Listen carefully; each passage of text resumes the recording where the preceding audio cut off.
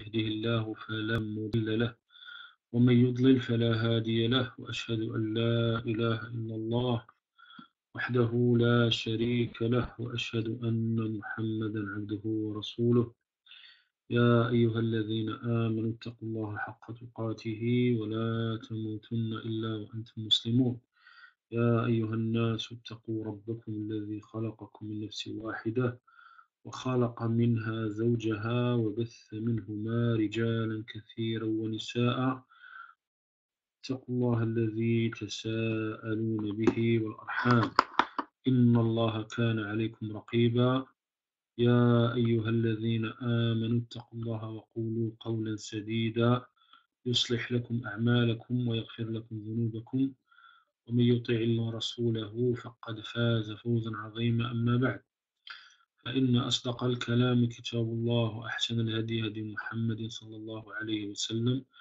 وشر الأمور محدثاتها وكل محدثة بدعة وكل بدعة ضلالة وكل ضلالة في النار. Das ist unsere 9. Halaqa der Erklärung von العقيدة طحاوية أبي جعفر طحاوي.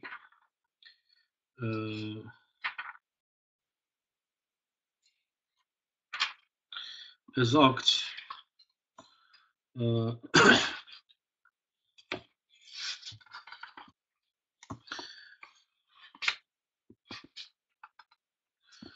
existierte immer und ewig mit all seinen Eigenschaft, bevor die Schöpfung erschuf. Ihre Erschaffung hat seinen Eigenschaften nichts hinzugefügt, das nicht schon vorher dazu zählte. So wie mit all seinen Eigenschaften in der Vorewigkeit existierte, wird weiterhin in aller Ewigkeit bestehen. Der Name der Schöpfer, Khaliq, ist ihm nicht erst seit der Erschaffung der Schöpfung zu eigen noch gebührt, ihm erst seitdem der Schöpfung ihre Form verliehen hat. Der Name der Gestalter, Al-Bari, ihm kam die Bedeutung der Herrn, Rububiyyah, zu. Also das sind das Thema ist eins. Ich rede über ein Thema, ist eins. Und in diesem Thema gibt es verschiedene Meinungen also zwischen Al-Sunna und die anderen Sekten. Das ist die Bedeutung bei Al-Sunna, der Erste und Letzte. Erste, also mit seinen Wesen und seinen Eigenschaften. Und wenn wir reden über Allah, dann reden wir über sein Wesen und Eigenschaften. Es gibt keine Trennung zwischen den beiden. Aber die Sekten sagen Allah und seinen Eigenschaften. Wir werden sehen, warum. Allah mit seinen Eigenschaften. Wie Tahawiyyah gesagt hat. Das Thema ist, es gibt 3 Meinungen in diesem Thema. Du findest, dass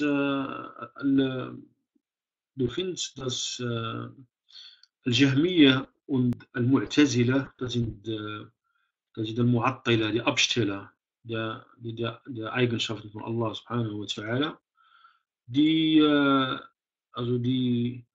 Al-Jahmiyyah, die haben gesagt, die Namen und Allah subhanahu wa ta'ala, hat die Namen, Eigenschaften erschaffen. Al-Jahmiyyah haben das gesagt. Und Al-Jahmiyyah und Al-Mu'tazila in diesem Thema, die sagen, dass Allah subhanahu wa ta'ala vorher war, aber war nicht mit seinen Namen und Eigenschaften. Alles erschaffen hat, da hat die Name Al-Khaliq erschaffen. Ja, als die Menschen und auch die Kreaturen erschaffen hat, da hat auch dieser Name erschaffen. Wir erkennen nicht, dass Allah subhanahu wa ta'ala Namen hat. Auch Eigenschaften. Das sind Al-Jahmiyyah, das sind die Übertreiber der Abstellung von dem Absteller. Das sind Al-Jahmiyyah und auch Al-Mu'tazila. Nur der Unterschied zwischen Al-Mu'tazila und Al-Jahmiyyah, Al-Mu'tazila, sie sagen, dass Allah subhanahu wa ta'ala Namen hat. Und die negieren die Eigenschaften. Weil sie haben eine Grundlage, und diese Grundlage, dass die Namen und die Eigenschaften bei ihnen wurde erschaffen. Und das ist unmöglich, weil Allah subhanahu wa ta'ala Eigenschaften hat. Zweite Meinung in diesem Thema, das ist die Meinung von Al-Asha'ira und Al-Kullabiyya. Al-Asha'ira und Al-Kullabiyya. Al-Asha'ira und Al-Kullabiyya, das sind, sie haben die Namen-Eigenschaften festgestellt. Die sagen, dass Allah subhanahu wa ta'ala existierte, Al-Awwal ist der Erste, aber Allah hat nichts gemacht. Ja, Allah hat nichts gemacht. Diese Eigenschaften, beziehen sich auf ihren Früchte. Also wenn Allah subhanahu wa ta'ala erschaffen hat, dann zeigen sich diese Eigenschaften. Das ist die zweite Meinung. Ahl-Sunnah, das ist die richtige Meinung. Ahl-Sunnah, die sagen, dass Allah subhanahu wa ta'ala ist der Erste mit seinen Eigenschaften, seinen Taten. Und Allah subhanahu wa ta'ala ist Al-Khaliq immer. Und dieses Universum, das wir sehen, also diese Welt jetzt, das ist alles neu. Prophet sallallahu alaihi wasallam, er sagt in Sahih Muslim, Allah subhanahu wa ta'ala hat die Vorherbestimmung der aller Geschöpfe, bevor er die Himmel und Erde 50.000 Jahre, also die Vorherbestimmung, 50.000 Jahre bevor er die Himmel und Erde erschaffen hat.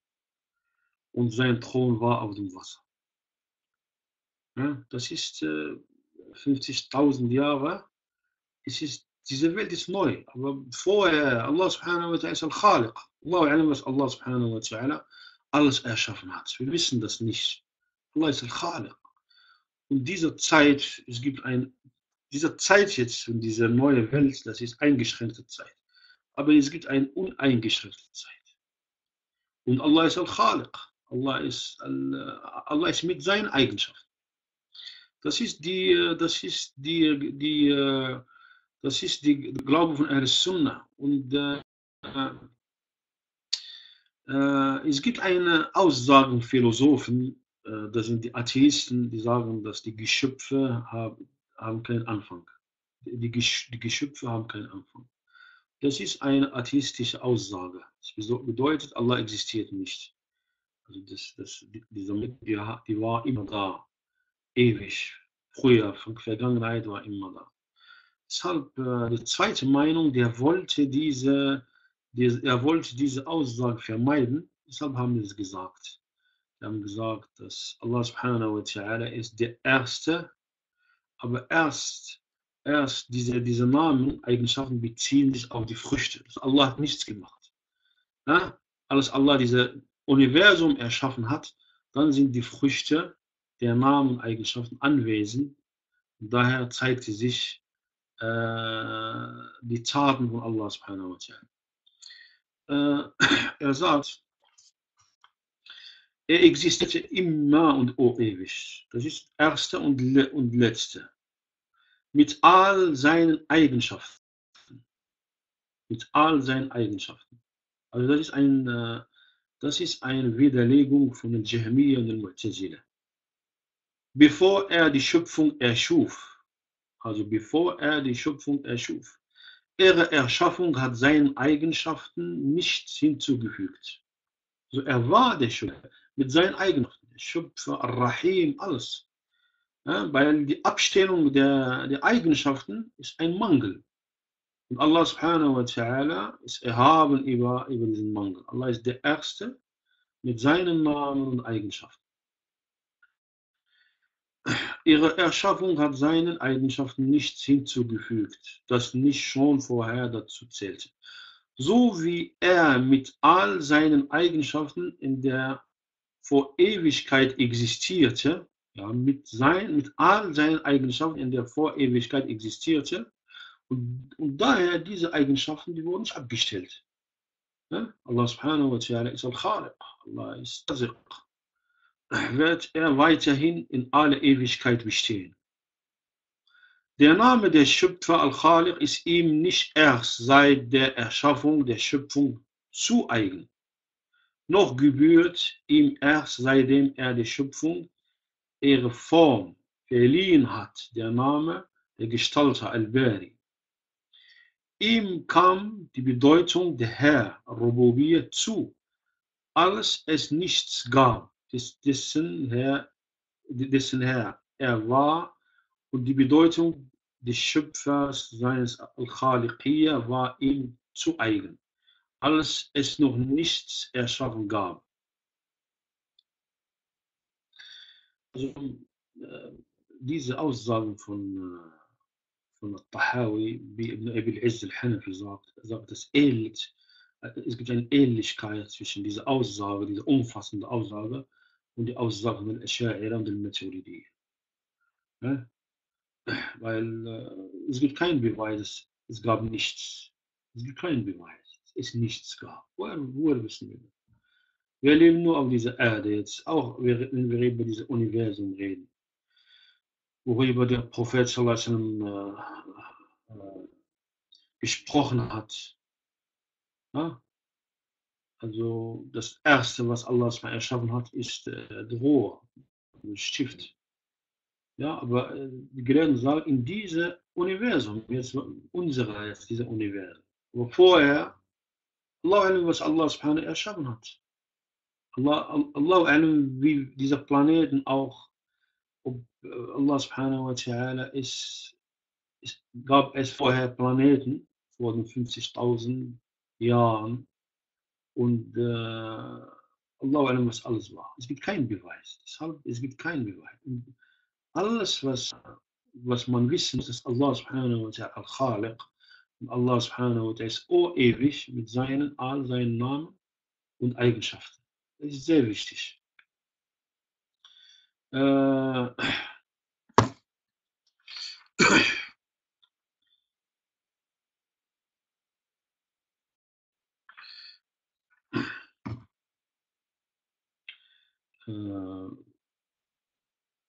ebenso, wer er zu rechten Namen Erwecker der Toten, Muhyi al-Mauta, trägt, nachdem er ihnen zuerst das Leben geschenkt hat, gebührt ihm eben dieser Name bereits, bevor er sie ins Leben rief.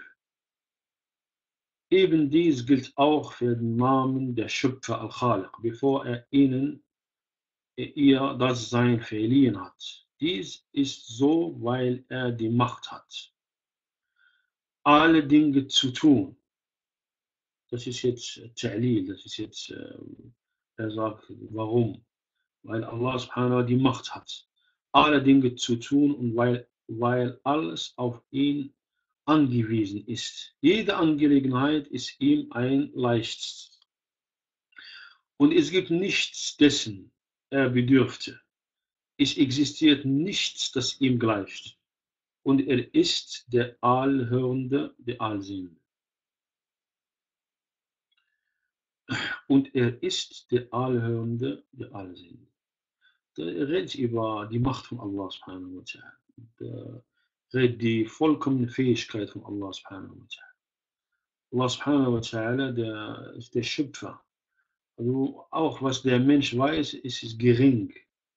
Besonders wenn wir reden über die Schöpfung von Allah subhanahu wa ta'ala und auch das Thema Al-Ghaib und Qadar, das kommt. Also bedeutet, diese Themen kann man nicht viel ausführlich sagen, außer mit der Offenbarung. So was Prophet im Koran steht, was der Prophet gesagt hat. Und es gibt hier ein Thema, was sehr, sehr schwer ist, und das ist Tasalsul. Das ist Tasalsul, das ist diese Kette. Also es gibt Tasalsul in vielen, wir werden darüber reden, aber nicht jetzt. Tasalsul in vielen Arten. Ja? Tasalsul der Schöpfung. Das bedeutet, die Philosophen sagen, diese Material, die Schöpfung, die Geschöpfe, also diese Sachen, die existieren, die haben kein Ende in der Ewigkeit. Das ist Atheismus. Das ist Atheismus. Und Al-Mu'min, Al-Sunnah glauben, dass Allah subhanahu wa ta'ala ist der Erste. Und Allah hat alles erschaffen. Allah hat alles erschaffen. Das bedeutet, das Material hat einen Anfang. Das ist, was moderne Wissenschaft bewiesen hat. Dass das Material hat einen Anfang. Auch diese Welt, unsere Welt hat einen Anfang. Prophet sallallahu alaihi wasallam, er redet darüber, dass Allah subhanahu wa ta'ala, Allah qaddar, er hat Qadar über das alles, was er erschaffen hat, bevor 50.000 Jahre, bevor er es erschaffen hat. Ja? Und das Thema kommt noch, inshallah. Er sagt, er erschuf, Moment, es existiert nichts, das ihm gleicht, und er ist der Allhörende, der Allsehende. Wir haben über diese geredet. Also, es existiert nichts, das ihm gleicht, und er ist der Allhörende, der Allsehende. Diese teilt sich auf zwei. Also es gibt zwei Themen in dieser in Bezug auf die Nameneigenschaft. Es gibt, es gibt eine umfassende Verneinung. Es existiert nichts, das ihm gleicht. Sein Wesen, seine Eigenschaften, seine Taten. Und er ist der Allhörende, der Allsehende. Der Allhörende, der Allsehende, das ist eine Feststellung, das ist ein Lob. Das ist ein Lob. Deshalb, die Feststellung kommt im Koran ausführlich. Und die Verneinung kommt umfassend. Aber bei den Sekten, das ist das Gegenteil. Die Feststellung kommt umfassend und die Verneinung kommt detailliert. Ja? Das ist kein Lob. Also die Art von dem Koran, dass die Feststellung kommt detailliert. Er ist der Allhörende, der Allsehende. Da redet über bestimmte Namen, Eigenschaften von ihm. Und in Bezug auf Verneinung, es existiert nicht das ihm gleicht. Umfassend, allgemein. Ja? Er sagt, er erschuf die Geschöpfe mit seinem Wissen, bestimmte ihnen ihr Schicksal. Also er redet wieder über Al-Qadar. Also er hat schon über Qadar geredet. Jetzt redet er wieder über Qadar. Also er redet über Qadar dreimal. Er erschuf die Geschöpfe mit seinem Wissen. Also er weiß alles über seine Geschöpfe. Also er weiß alles über seine Geschöpfe. Du findest, dass die Sekte Al-Qadariyya hat drei Stufungen. Es gibt Al-Qadariyya al-Mushrika, das sind die Atheisten von Al-Qadariyya, die haben einen Schirk begangen. Und die sagen, diejenigen, die ihm beigesellen, werden sagen, wenn Allah gewollt hätte, hätten wir ihm nichts beigesellt. Und auch nicht unsere Väter. Wir hätten nichts verboten. Also das ist Al-Qadariyya, die haben über Qadar geredet. Denn Allah wollte es. Ja? Die haben gesagt, Allah wollte es. Und das ist die erste, das sind die Übertreiber, Mushrikun. Das sind die begangen haben. Und wir haben Al-Qadar als Beweis für Schirk. Es gibt Al-Qadariyya, die Übertreiber, die haben gesagt, Allah weiß nichts über die Ereignisse, bis sie geschehen werden. Die haben das Wissen verneint. Und es gibt dritte Stufe, es steht dritte Art und Gruppe von Qadariyya. Das sind die mittleren, das sind Mu'tazila, die haben gesagt, Allah weiß über seine Geschöpfe, aber Allah hat die Taten von ihnen nicht erschaffen. Das sind Al-Mu'tazila, die mittleren. Aber die zweite Gruppe von Qadar existiert nicht mehr jetzt. Diejenigen, die sagen, Allah weiß nichts über seine Geschöpfe, wie sie was tun. Existiert nicht. aber die dritte existiert. Du weißt, dass die Stufen von Qadar sind 4. Allah hat gewusst, hat geschrieben, hat gewollt und hat erschaffen. Das sind die 4. Das sind die 4 Stufen von Qadar. Sunnah, sie stellen die 4 fest. Allah weiß, hat geschrieben,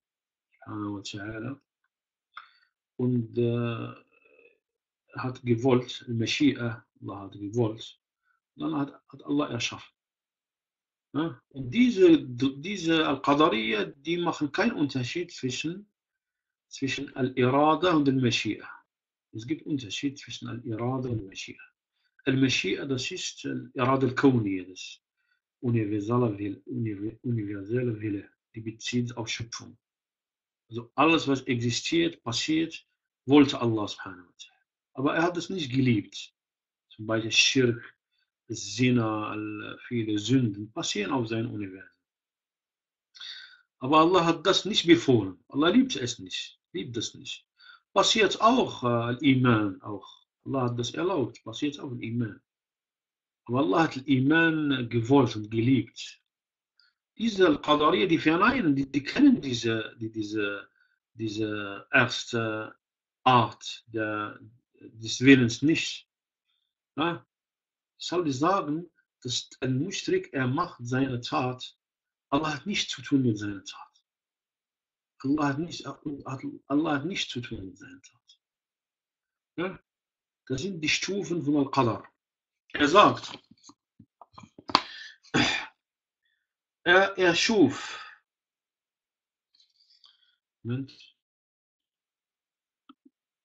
er sagt, er schuf die Geschöpfe mit seinem Wissen.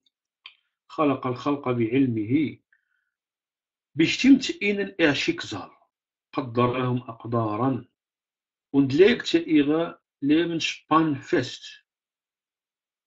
Nichts von ihrem Tun war ihm vor ihrer Erschaffung verborgen.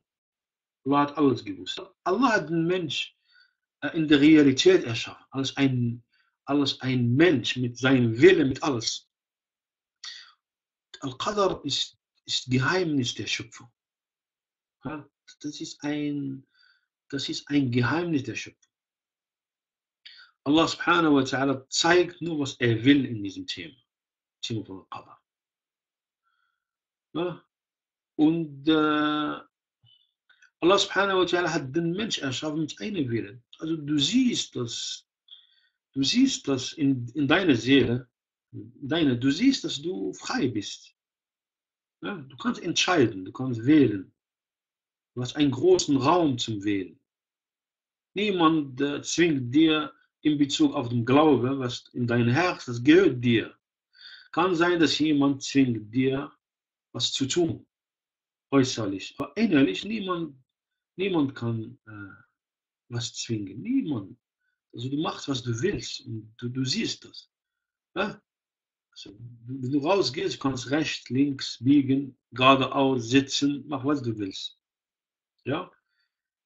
Jeder Mensch findet sowas in seiner Seele.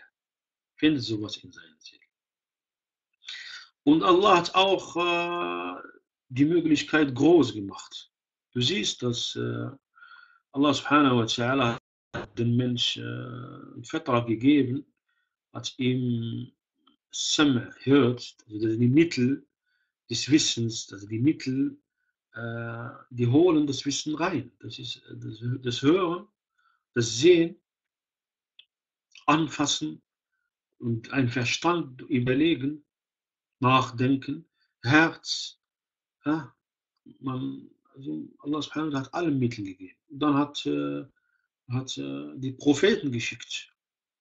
Hat das Universum als Ayah gestellt. Ja, und du siehst, es gibt manche, die folgen, manche folgen nicht. Und Allah, vom Namen von Allah, Allah ist Al-Adl, gerecht. Allah ist gerecht. Allah ist gerecht. Aber Allah hat alles gewusst. Allah weiß alles. Schau mal nur jetzt bei den Menschen jetzt, nur bei den Menschen. ein Vater mit seinem Sohn.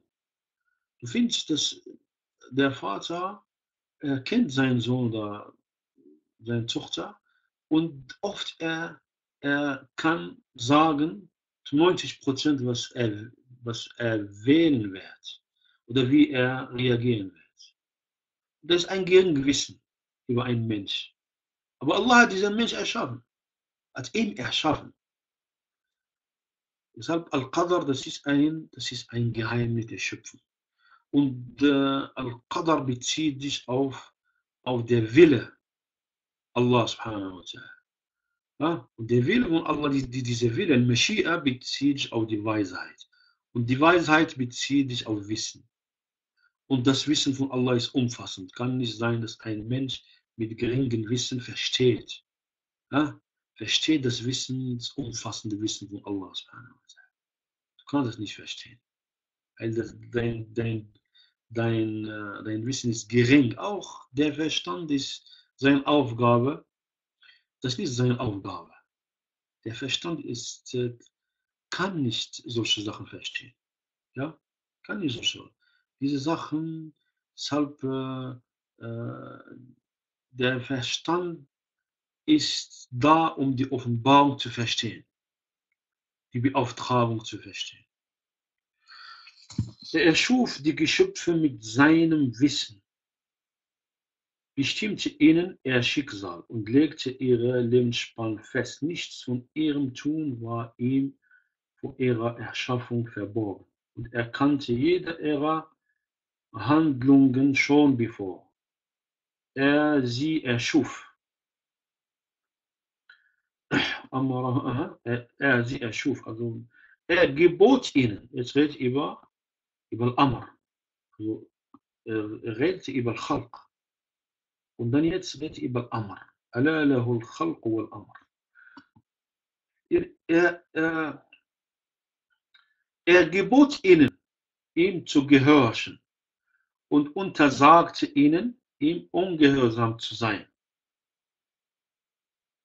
Und alles geschieht entsprechend seiner Bestimmung und seinem Wollen. Ja. Sein Wille geschieht und die Diener besitzen keinen Willen außer dem, was er für sie bestimmt. Was er für sie bestimmt, geschieht. Und was er nicht bestimmt, geschieht nicht. Hier zwei Sachen hier. Es gibt hier der Wille von einem Mensch. Aber der Mensch hat einen Wille. Ja? Der Mensch hat einen Wille. Jetzt, du willst jede Tat von dem Mensch, jede Tat. Also auch wenn du redest jetzt sitzen wir, reden wir. Also du kommst und du willst hören. Also du hast gewollt. Also jede Tat stammt von zwei Sachen. Von einem Wille, sicherer Wille und eine vollkommene Fähigkeit. Die beiden lassen eine Tat entstehen. Bi'idnillah. Ein Wille sicherer muss sicher sein. Sonst, wenn du Zweifel hast, machst du es nicht. Und wenn du auch keine vollkommene Fähigkeit, dann kannst du auch nicht hören. Kannst du nicht kommen. Es gibt ein Hindernis. Du bist unfähig. Du willst was tragen, du bist unfähig. Du kannst nicht was tragen. Krank oder Allah, aber du bist unfähig. Du kannst nicht diese Zahl durchführen. Auch wenn du willst. Ja? Kann sein, dass du willst, aber du kannst nicht. Kann sein, dass du nicht willst. Und du hast die Fähigkeit, die Tat wird nicht durchgeführt. Ja, nehmen wir an, jetzt du willst rausgehen. Du willst rausgehen und du bist fähig rauszugehen. Du läufst zur Tür. Du willst rausgehen. Du hast Kopfschmerzen bekommen. Ja? Du bist zurückgekommen. Allah wollte nicht, dass du rausgehst. Das bedeutet, dass, obwohl du eine Wille hast, aber du besitzt viele Sachen nicht. Zeit, den Ort, die Ursache, den Grund, viele Sachen besitzt du nicht. Also du lebst im Universum von Allah subhanahu wa ta'ala. Und warum Allah wollte nicht, dass du rausgehst? Das ist Qadar. Dann du fragst Allah, Warum? Oder nachher wirst du wissen, ja, dass es gab irgendeinen Unfall in einem Ort da. Und dann sagst du, Alhamdulillah, dass ich nicht rausgegangen bin. Das ist ein Beispiel. Bedeutet, deine Wille bezieht sich auf den Wille von Allah. Ja? Und auch, dass alles, was geschehen wird auf dieser Erde, mit dem Erlaubnis von Allah subhanahu wa ta'ala. Und deshalb muss man das Thema gemäß allen Nameneigenschaften behandeln. Allah ist barmherzig, Allah ist gerecht, Allah ist allweise, Allah ist allwissend. Ja, und umfassend das Thema. Und deshalb muss man nicht tief, nicht diskutieren über das Thema, nicht viel diskutieren, weil das ist Qadar, das ist ein Geheimnis von Allah. Warum das so, warum das so, warum bin ich arm, warum bin ich das, warum bin ich das? Ja? Wenn Allah zeigt dir Sachen, zum Beispiel Qadar, das Thema von Al-Khadir mit Musa a.s. Schau mal, Musa hat mit der Schara geredet. Schara. Der Khadir hat ein Junge getötet. Musa, das ist schrecklich. Kommt zum Khadir und tötet einen Junge. Diese Tat ist nicht zu akzeptieren. Deshalb Musa hat das gesagt, hat ihm gesagt, warum machst du das? Aber danach, und hat auch ein Schiff kaputt gemacht. Danach hat ihm Khadir erzählt über Qadar. Dieser Junge, dass du sagst, dieser Junge, natürlich, das Äußere siehst du, aber dieser Junge ist ist ein Tyrann. Ja? Jetzt diese Tyrannen, jetzt diese Assad, diese Verbrecher, Hitler und diese Verbrecher, die Geschichte. Der Junge sieht, das ist schön und mashallah, aber Al-Qadar, Allah zeigt dir Al-Qadar, guck mal, was er gemacht hat jetzt. Er tötet Millionen, Qadar. Deshalb Al-Qadar hat mit Al-Qadar geredet. Was Musa nicht verstanden hat. Und das ist ein Wissen, was Allah Al-Qadar gegeben hat. So ist es. Also, derjenige, der kein Wissen hat, das Wissen ist begrenzt. Du kannst Al-Qadar nicht verstehen. Ja? Du kannst Al-Qadar nicht verstehen. Weil Qadar bezieht sich auf Wissen. Und Wissen von Allah ist umfassend. Weiß viele Sachen nicht. Über dich selbst weißt du viele Sachen nicht. Das ist Halaqa für heute. Inshallah, nächstes Mal wir werden weiter über das Thema reden. Also ihr hört, die Halaqa ist nicht einfach. Ihr hört diese Halaqa und dann fragt. Weil diese Sekten, die Al-Qadariyya, die Ursache ihrer Irre, das ist, die haben geredet über Al-Ilal. Warum? Über Al-Ilal. Al-Illa, die Ursache. Die Ursache ist immer warum. Ja? Ursache ist warum. Warum machst du das? Warum Allah hat das gemacht? Die haben Al-Ilal gesucht. Ja? Die haben Al-Ilal gesucht. Und daher die haben sich viel gespalten. Al-Qadariyya sind viel gespalten. Es gibt Qadariya, die Mushriki, da merkt ihr diese drei Aufteilungen. Diejenigen, Allah sagt in der Übersetzung, diejenigen, die ihm beigesellen, also die machen Schirk, werden sagen, wenn Allah gewollt hätte, hätten wir ihm nicht beigesellt. Und auch nicht unsere Väter. Ja, das sind Qadarien, das sind Mushrikun. Die haben Al-Qadar als Beweis für ein Schirk. Zweite Qadariya, das sind Qadariya, die Übertreiber, die haben gesagt, Allah weiß nicht über die Ereignisse, bis sie geschehen werden.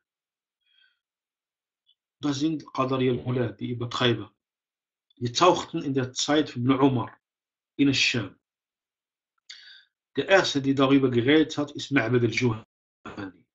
Ma'bad. Ja? Und Die dritte Stufe, das sind Al-Mu'tazila. Das sind diese Sekten Mu'tazila. Die haben auch über Qadar geredet, die haben Allah weiß über alles. Aber Allah hat die Taten des Menschen nicht erschaffen. Ja? Drei Stufen. Und die drei Stufen, diese drei Arten, diese drei Gruppierungen von den Qadariyah, die Ursache ihrer Irre ist die Frage, warum die Ursachen. Die haben die Ursachen gesucht. Die Ursachen gesucht. Auch viele Leute, die, wenn sie Probleme haben, sagen, warum ich? Sie sagen zu Allah, warum ich? Das ist auch in dieser Art. Ja, du sagst, warum ich? Ich sage, Mu'min, also Iman al-Qadar, das ist eine Säule von dem Iman. Das ist eine Säule von dem Iman.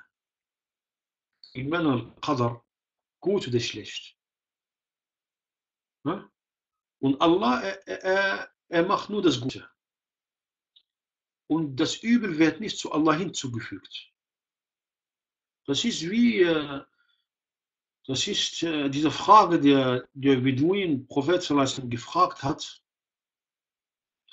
Der hat zu ihm gesagt, also Prophet im Sahih Bukhari, das ist ein Hadith, ein langer Hadith im Sadaqa, über Infaq, das Ausgeben von Geld. Ein Beduin stand auf und sagte Prophet sallallahu bringt das Gute, das Schlechte, also führt das Gute zum Schlechten, zum Übel. Und daraufhin, Prophet sallallahu war ruhig. Er hat auf die Offenbarung gewartet. Und die Sahaba haben gewartet. Alle waren ruhig. Danach, Prophet sallallahu hat gefragt, wer ist der Fragende? Sahaba haben gesagt, derjenige, der Beduin. Prophet sagt, لا يأتي الخير إلا بالخير. Das Gute führt nur zum Guten. Und da hat er ein Beispiel von zwei Kühe gegeben. Zwei Kühe, die haben von demselben Gras gegessen. Die eine Kuh, die hat gegessen, die war satt. استقبلت الشمس, also die ist zum Sonne, also unter dem Sonne und schlief. Die zweite hat von demselben Gras gegessen, die ist gestorben. Das bedeutet, dass Gras ist gut, aber wie der Mensch mit dem Guten umgeht, führt zum Schlecht, führt zum Übel. Ja? Das ist sehr wichtig, diese Sache. Dieser Hadith ist sehr, sehr, sehr tief, dieser Hadith vom Prophet sallallahu alaihi wasallam. Die Tat von Mensch, die, die Tat von Mensch führt zum Übel. Und in vielen Ayat, auch im Surat al-Nahl, Allah subhanahu wa ta'ala hat Trauben erschaffen. Trauben ist gut und sehr gesund. Aber was macht der Mensch? Er macht davon Wein. Und schau mal, was kommt aus dem Wein. Viele Unfälle, viele Scheidungen, viele Mord, viele Sachen. Viele. In den 70er Jahren, die haben Milliarden ausgegeben, damit sie das Übel vom Wein und Alkohol mindern. Die konnten es nicht. Zeitung, Fernseher, alles. Milliarden von Dollar haben die abgegeben in Amerika. Milliarden. Die haben nichts erreicht. Nichts erreicht. Und schau mal in Islam, Prophet kam ein Ayah. Ein Vers kam. Und du siehst, die ganzen Straßen von Medina sind voller Wein. Alle Sahaba haben das Wein umgekippt. Ein Ayah. Also nichts ausgeben. Ein Ayah. Aqida ist das. Ein Ayah. Und so mal den Unterschied. Deshalb, die Tat vom Mensch, die macht das Übel. Die Tat vom Mensch. In vielen Bezügen, die Tat vom Mensch. Allah subhanahu wa ta'ala hat nur das Gute gemacht. Deshalb Ibn Abbas sagt, Hadith Ibn Abbas, was laysa ilayk. Das Übel wird nicht zu dir hinzugefügt. Auch diese Schmerzen, was der Mensch erlebt auf dieser Erde, Schmerz. Der Schmerz für den Mensch ist übel. Ja, weil es schmerzt. Weil der Mensch ist gewohnt, also keinen Schmerz zu haben. Das ist Al-Asl, das ist die Grundlage. Aber wenn Krankheit kommt, kommt ein Schmerz, kommt ein Problem, da der Mensch fühlt sich unwohl. Dieser Unwohl, das ist bei dem Mensch ein Übel, aber bei Allah nicht. Ah, bei Allah nicht. Kann sein, dass durch diese Schmerz, was du denkst, dass übel ist, Khair ist. Weil du weißt nicht. وعسى أن تكرهوا شيئا وهو خير. Er mögt eine Sache nicht, aber die ist gut. Obwohl die im Schmerz ist. Ja? Manchmal kommt Fieber und die säubert deinen Körper. Und viele andere Sachen. Viele. Man bekommt eine Niederlage. Durch diese Niederlage wird ein großer Mensch werden. Viele. Das ist bei Allah das ist kein Übel. Und auch wenn Allah jemand bestraft, ja, wenn Allah jemand will bestrafen, er will, dass er zurückkehrt. Also bei Allah ist kein Übel. Nur der Mensch, er sagt, das ist Übel. Also in Sicht von einem Mensch. Das ist unser Halaqat. Dann beenden wir inshallah. Bis morgen inshallah Hadith. Dann سبحانك اللهم وبحمدك أشهد أن لا إله إلا أنت أستغفرك وأتوب إليك السلام عليكم ورحمة الله وبركاته